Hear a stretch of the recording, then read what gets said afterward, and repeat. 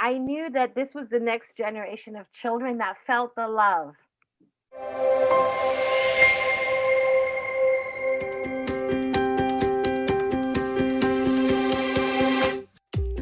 You know, their parents may have looked at me going, I don't know what she's talking about, love and the heart and all this stuff, but they exemplified that understanding. They were so awake.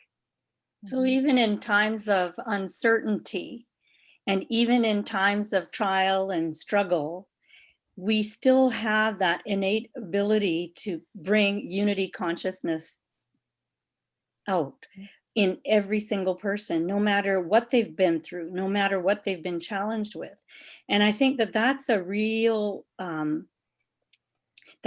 deep conversation.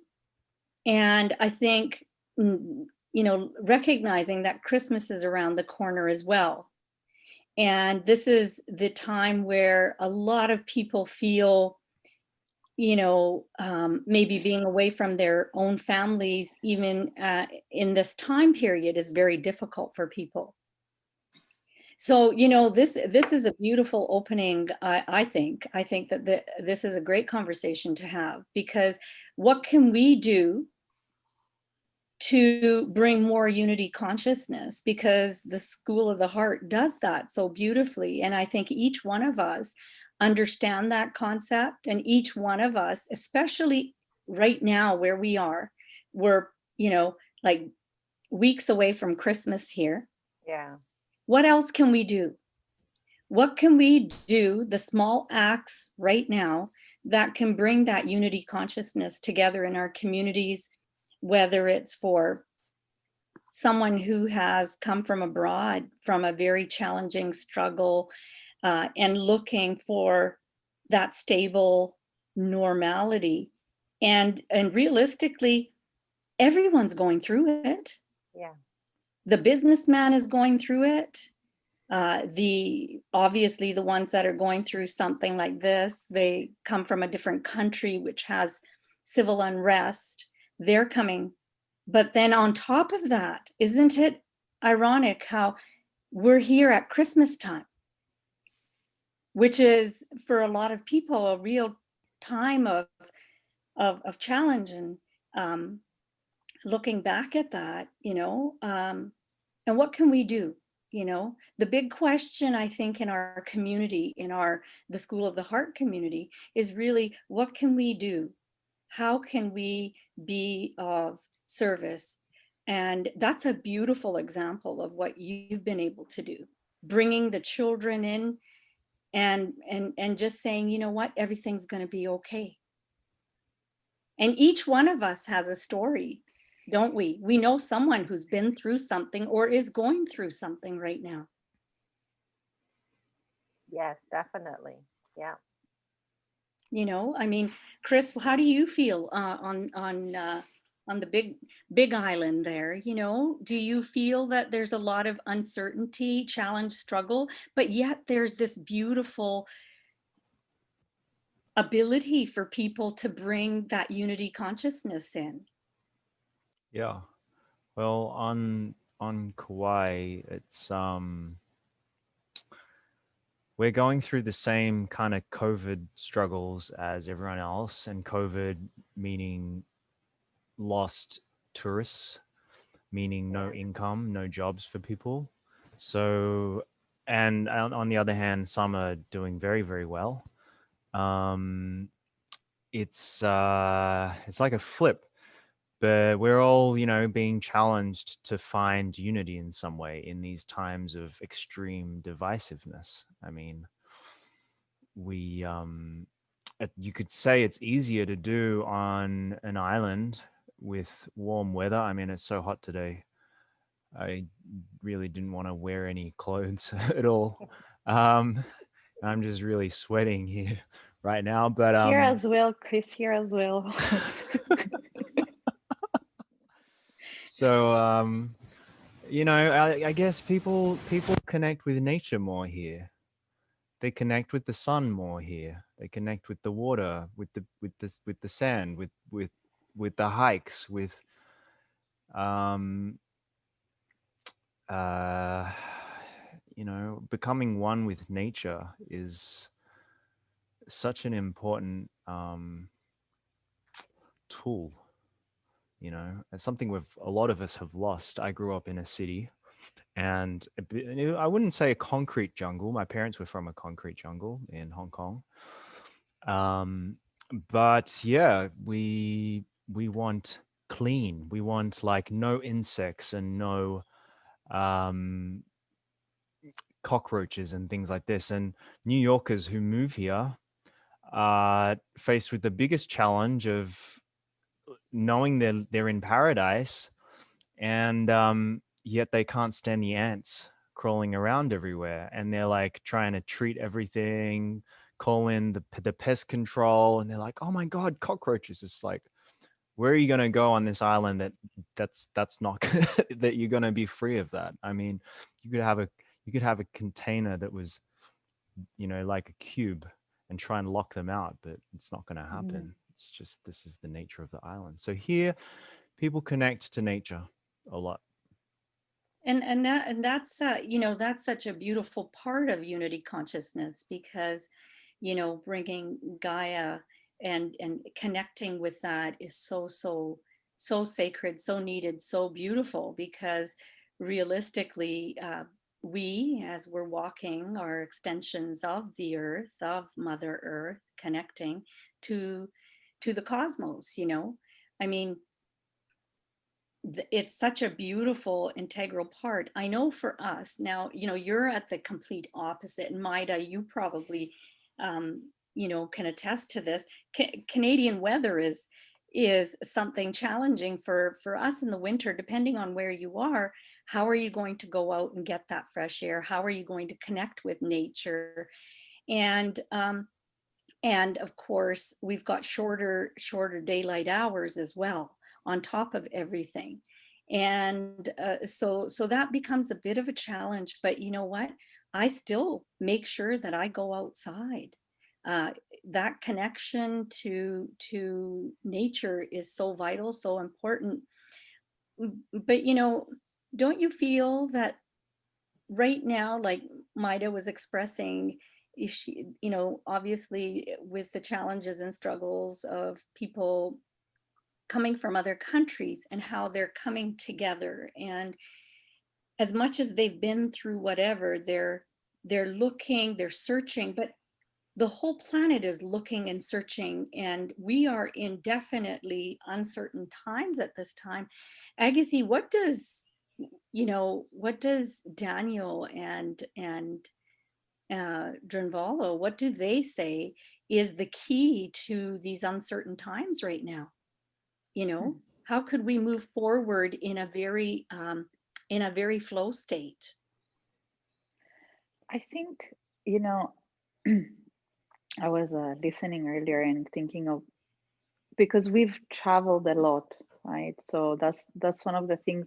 I think once you travel and you meet with different, doing workshops, different communities, different cultures, one of the things that you get to see is from a different perspective what people are experiencing.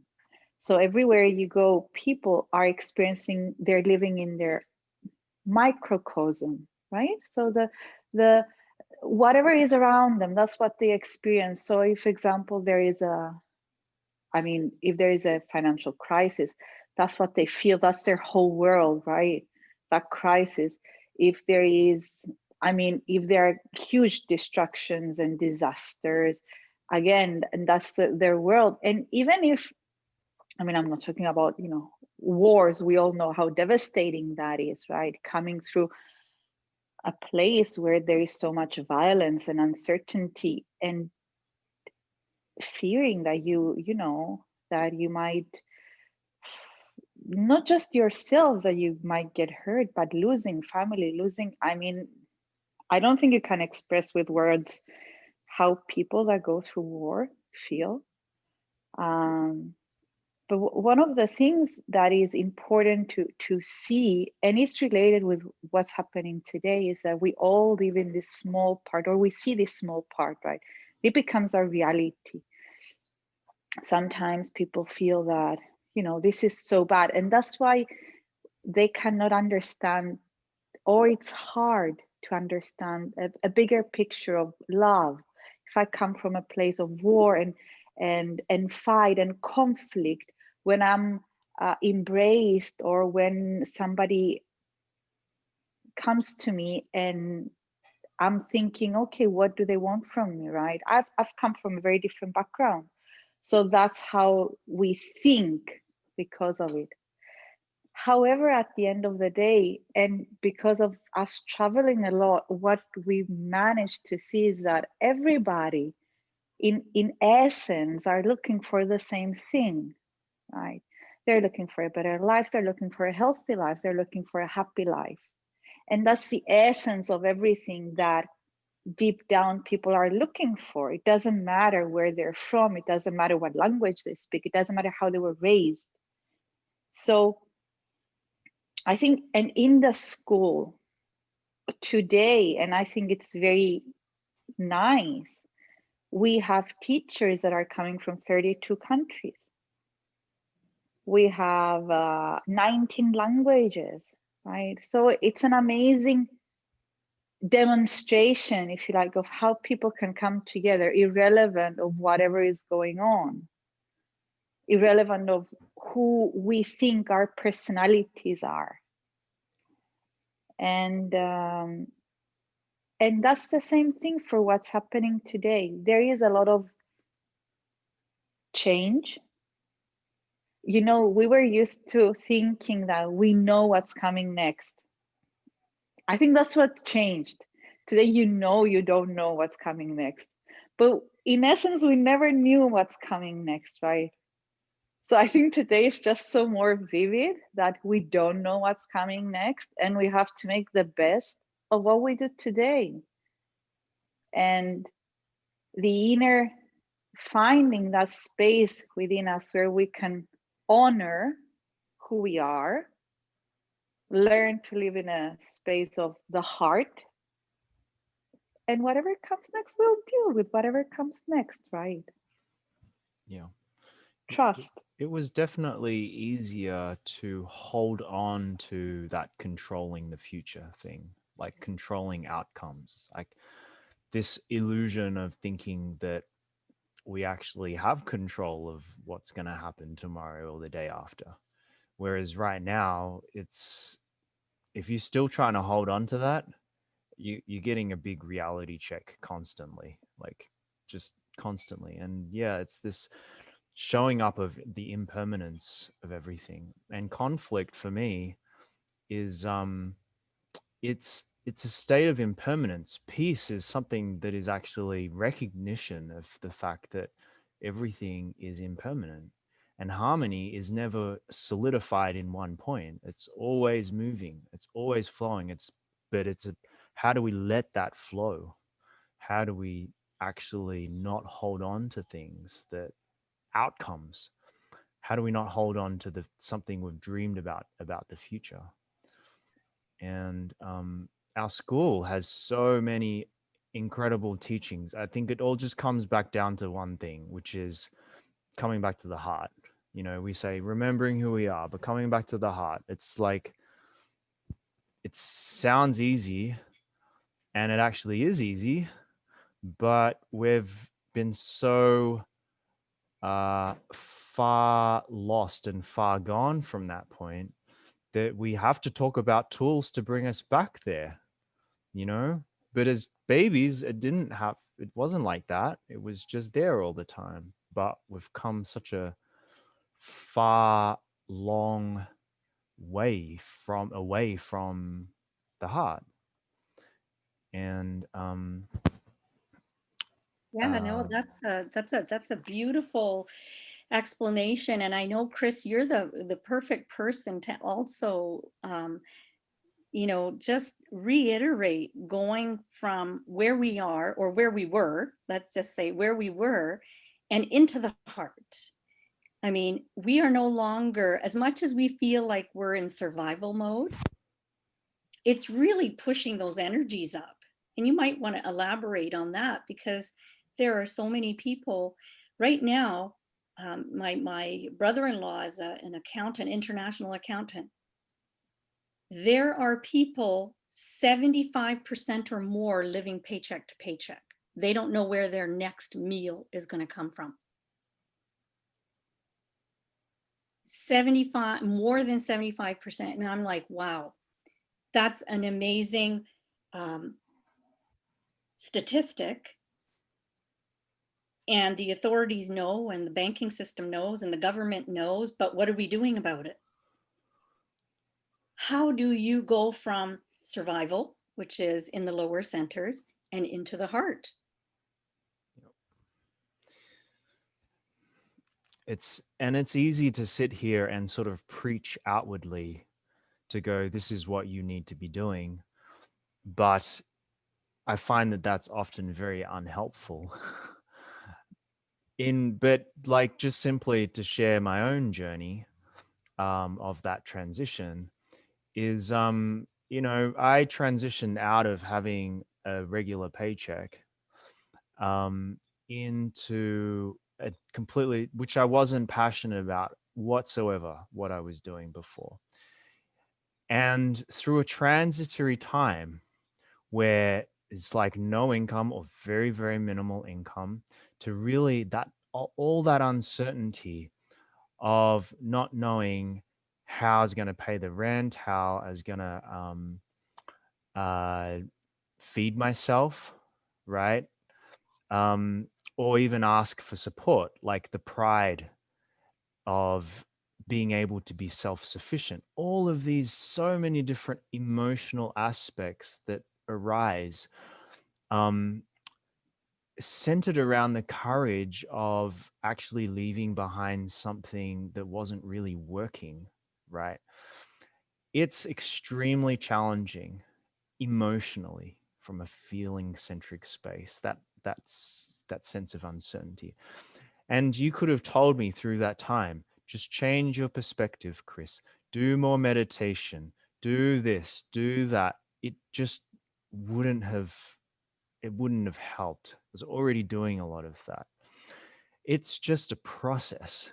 It's a process of like detoxification in a way. And it's like we're detoxifying from parts of the old.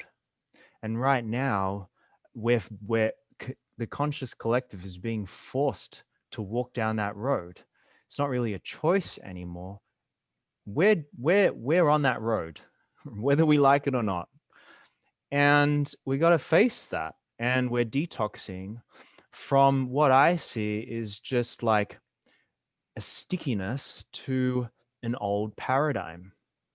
It's a stickiness to times of the old. And some of us still want things to return back to the normal, like to the good old days, right? But this does not seem to be the direction of where humanity is heading right now, right? And so we're having to be forced to become intimate with conflict, whereas before we could just avoid it. And we did avoid it at all costs. I may add, this is so powerful what you're saying, because we're experiencing collectively, and personally me, I experienced grief this year. Like Agathi was saying, you know, this is the year where nothing is certain. And on March 27th, my sister, who's 57 years old, unexpectedly passed away in her sleep. Thursday she was awake, Friday she didn't wake up. So it was like I couldn't, like we couldn't even take her to the hospital. She was gone. It was finite, like. And processing that grief, I've never experienced it. So it was such a huge process for me. And prior to that, I was always, every morning, I started a spiritual practice, like a dedicated spiritual practice last year around December. I guess a year before that. Sorry, the years just go by. But I couldn't meditate. Once that hit, I couldn't meditate. I couldn't go into my heart. And I was like, well, as soon as she passed, the next day I went into my heart and I said, I want to see you. because I was like, I want to talk to you. And I knew in my heart space, I can do that. And she came Wow. and she spoke to me, and it was beautiful because I like viscerally, I could see her in my heart space, right? I always go there when I have my clients with my Reiki. I take all of my clients into my heart space. The table is there, everything is there.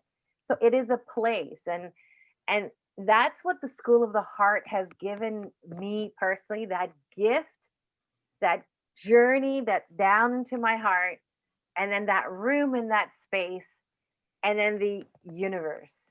And for that, I am forever grateful.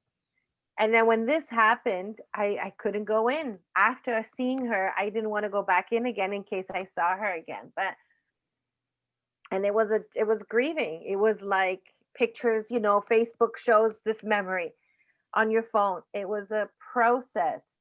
Not only that, I lost another, were three of us sisters. Another one, she passed of cancer on August 29th. So three people in 7 months that passed. So this is a lot of grief with the collective. Yes. So, but I said, no, I want to go back into my heart. I want to be there. I want to heal this. I don't want it to be pain. I want it to be a teaching. And what is the teaching out of this? It was that time is precious. I mean, it is so precious. Whereas, like you said, the system around us, it doesn't tell us that. It doesn't teach us that. It teaches life is infinite. You can do whatever, whenever. So, doing things that the system wants you to do, working the job that you don't want to do, you go into it because you think you need the money, all of that stuff. I'm a little bit of an older generation, so I have been in the job that I do, but I really enjoy my job. But the new generation, I can see that they're not buying into that 40-year at the same workplace. They don't buy into that. But at the same time, of course, I've gone back into my heart and I do my meditations now. And it's beautiful because I need to go in. And that's what the school, like, it's so difficult to explain in words how beautiful, what a gift it is to be able to journey, to go into your heart.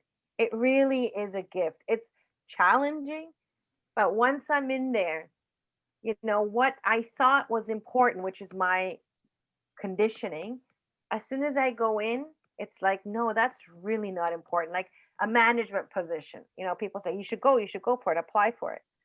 And it's like, is that what my heart really wants? I go in, and when I go in, it's like, no, not at all. The energy of that doesn't jive at all.